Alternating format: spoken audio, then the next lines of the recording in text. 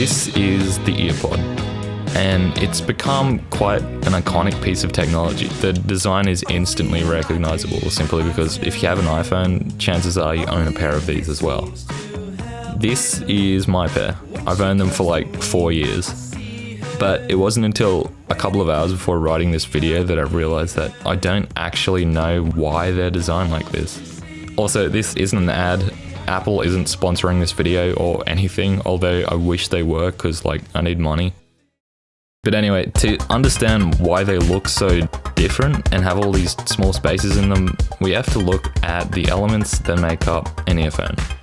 It's actually not that complex. In fact, most earphones are literally just plastic shells with a small speaker resting just inside it.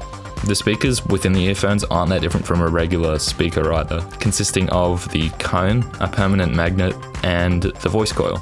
And if you don't know how a speaker works, basically this permanent magnet is fixed to the speaker, and the voice coil vibrates against it as an audio signal is sent through it from an amplifier. In this case, the amplifier would be within whatever device you're actually using to power the headphones.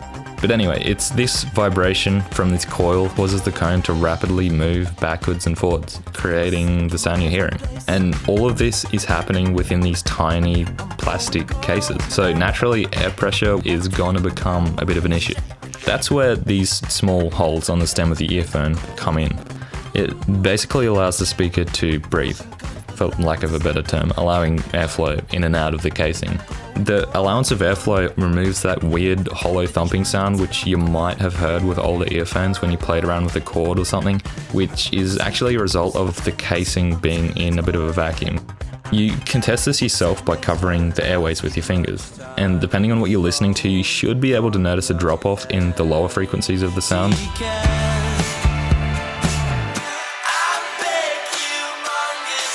Everything becomes a bit more hollow sounding, which is actually quite strange considering it's technically the complete opposite. You're cutting out all the acoustic resonance in the little earpod case.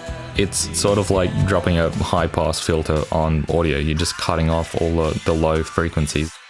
And that hollow, empty sounding audio is what you'd be hearing all the time if it weren't for these tiny spaces, something most people wouldn't even take notice of.